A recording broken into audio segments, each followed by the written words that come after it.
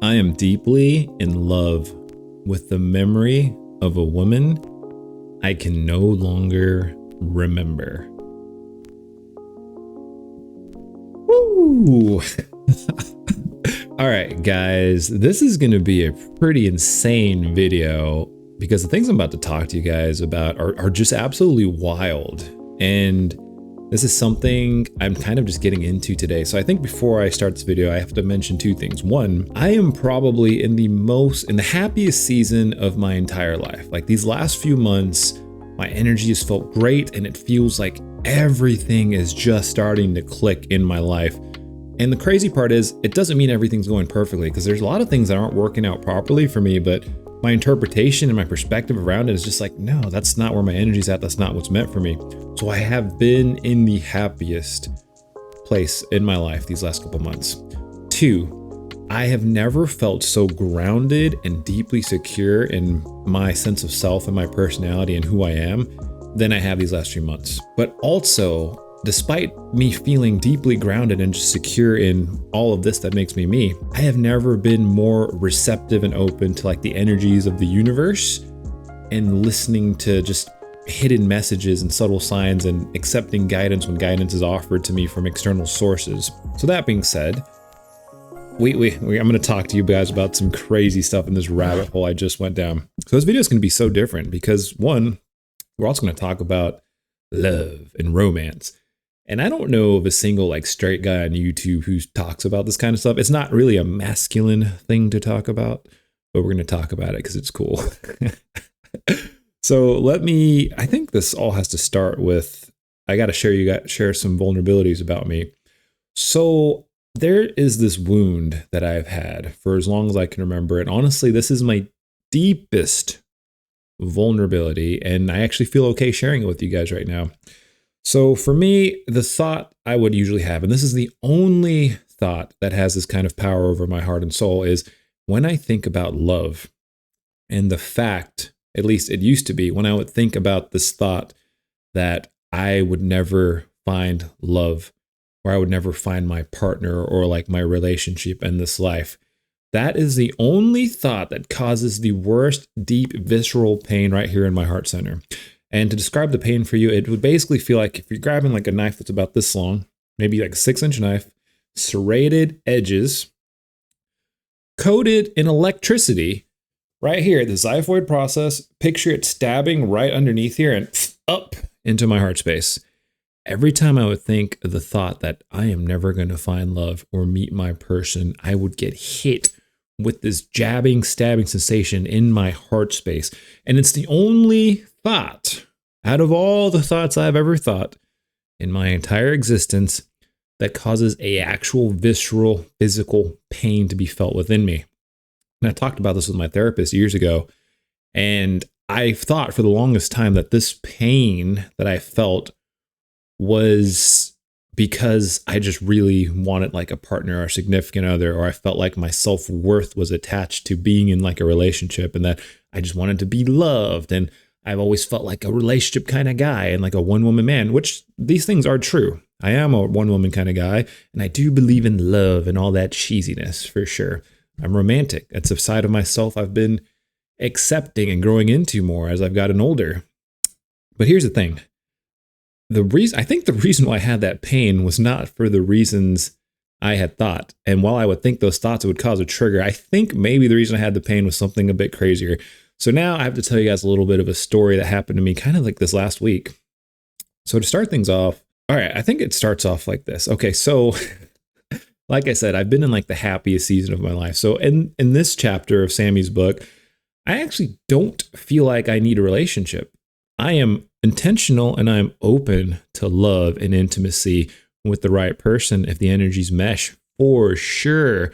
For damn sure. I'm not one of these single people who hates women. I'm not one of these single people who's like, I'm going to be single forever. I'm one of these single people who's like, fuck, I'm going to enjoy the freedom. I'm going to enjoy my life. Life is already good right now. But hey, if a girl wants to tag along with me and she seems like a great fit, fuck yeah, I am so down for that. Because I feel healed. I feel whole. I feel complete. I feel like I've got a lot to bring to the table. I don't feel like I'm lacking anything. But also, finally, I've gotten to this place to where I've asked myself the question, like, What if I have to play this game alone forever? Would I be okay with that? Now, for the longest time, that would be triggering. That would cause that deep knife sensation in my heart space, deep in my core. And I'm just like, where the fuck is this even coming from, you know? And for the longest time, I don't think I could have accepted the idea of playing this game alone forever. But you know what? That doesn't even sound like the worst thing anymore. I'm at a place now where I can happily say, like, yeah, I'm intentional about a relationship, but it's got to be the right relationship. And two, if I got to be alone, then I'm going to be alone, and I'm going to enjoy the ride either way. And I'm going to surrender to all my higher power, the gods, Odin, Christ, whoever. I'm okay with whatever my destiny is going to be. And it took me a while to get there, because now I can say it with conviction, like, bro, I'm going to play this game. I have an intention about the way I want it to play out. But if it doesn't play out that way, it's a good life anyways. I've had 33 amazing years, hopefully 33, 43, 53 more. Like, days these days really do just feel like a bonus for me. But these are some of the realizations I've had over these last couple years. And now I'm in a place to where it's like, I don't feel like I need the relationship. But now let's go back to talking about this wound and kind of like this rabbit hole I went down recently. So I'm at this place where I feel really happy. But what I've noticed now in this like place of bliss that I've been in is that I don't feel like I need to chase for a relationship. I'm not sure I want it, but I don't feel like I need it.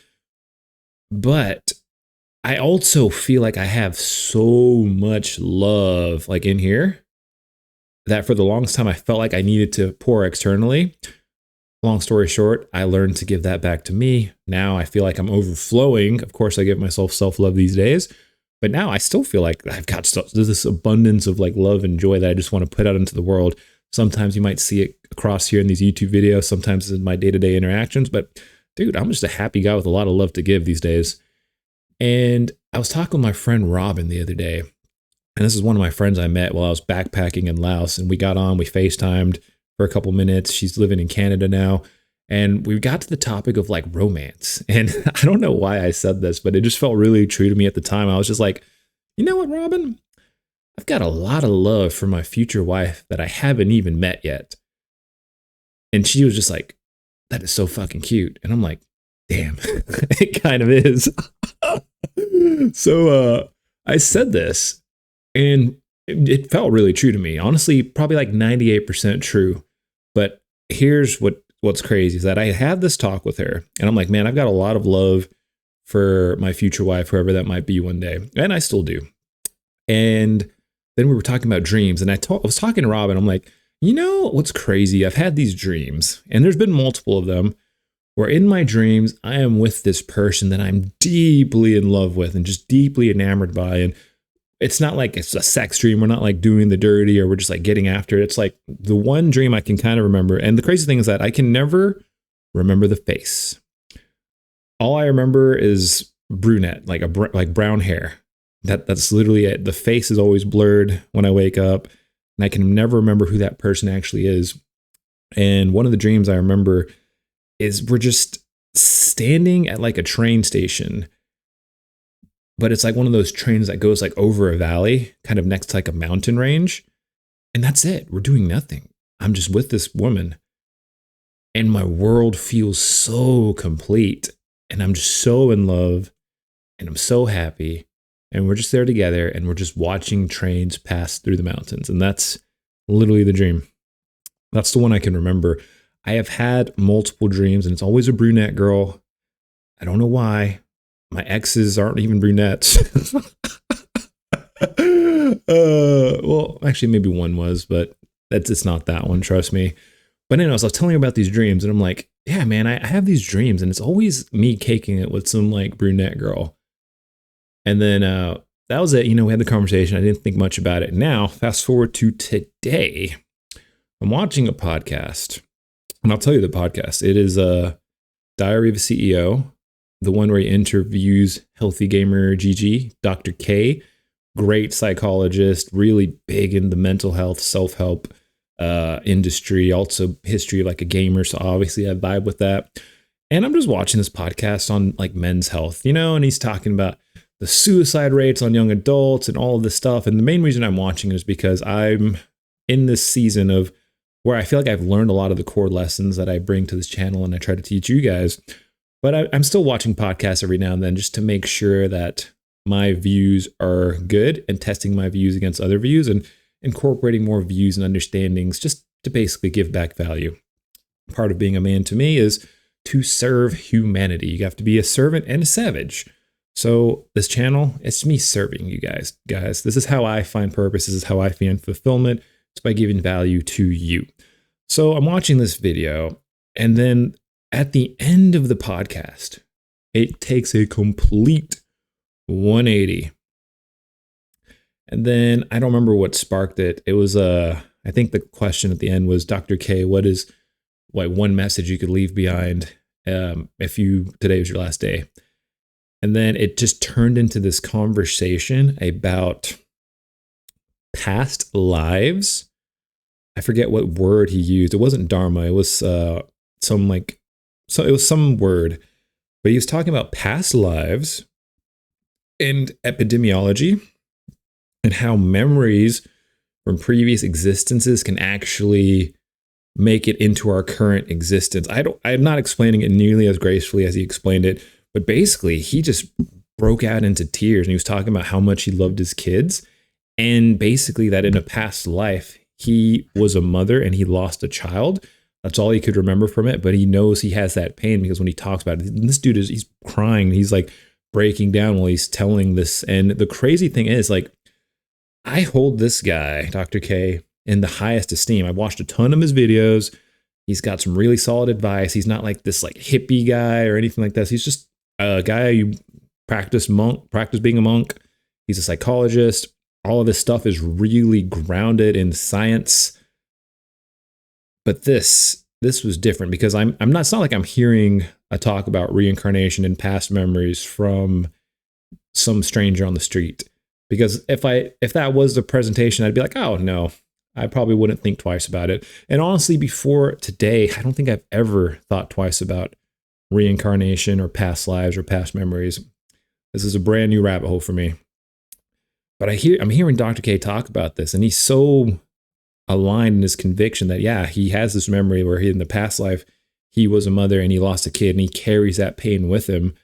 And he kind of talks about like a little bit about the science behind it and kind of how he kind of came to that understanding. And for me, it was just like, whoa, like since I'm hearing it from a source that I trust and someone whose opinions I deeply value, of course, I'm more prone and open to actually being aligned with like thinking about life in those terms.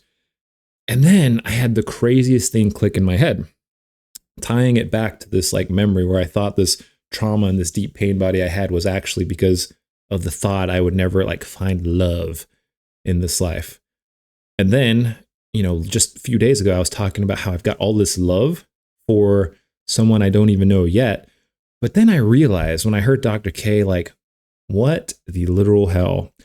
I think this emotion, and honestly, I've been so joyed this whole day since I made this realization. But I really think that all of this love that I've had this whole time and this pain that I would have when I would think about never finding love wasn't actually because I thought I'd never find it again. It's because I forgot the one that I did have in a past life. Fucking crazy. And then that would explain the dreams and the brunette I always see. And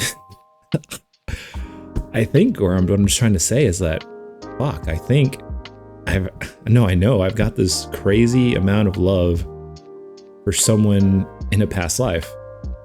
And I don't know anything about this person. I don't know their memory. I'm pretty sure they had brown hair. But since I've thought that wound, guys, that I would think like, whoa, I'm never going to meet anybody. Pain, I'm not having it right now. I'm talking about this and I don't feel it. I feel just joyed and like I'm overflowing right now. Like when I think about just having just like that I'm in love with someone I once knew a long time ago. Now I'm just in a place of bliss, and it's like I'm finally honoring this emotion that I've had basically my entire life. And I don't think it means I'm not gonna like find love in this life. Honestly, if I do, great. If I don't, great. But I have all of this love here, and I'm just like, what the fuck? Like, I wonder if I'll meet that person again, basically. Or they're reincarnation of whoever they were. This is like some like romance novel stuff, like for real, but I don't know. This is how I'm feeling, and I'm sharing it with you guys. And like, I mean, I'm sure you can tell, like I'm just so happy right now. Like, it's such a cathartic thing. And I don't know why it clicked the way it clicked today, because before today, I never thought twice about past lives or reincarnation. But today, it's just like, today was the day the universe was like, hey, you're going to see this in a podcast where you least expect to hear this message, and then it's going to click with you. And it's clicked with me, and dude, it's crazy.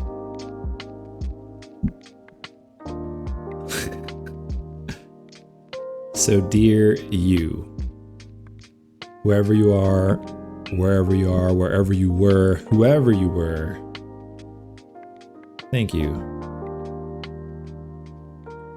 And I love you, even though I can't remember who you were.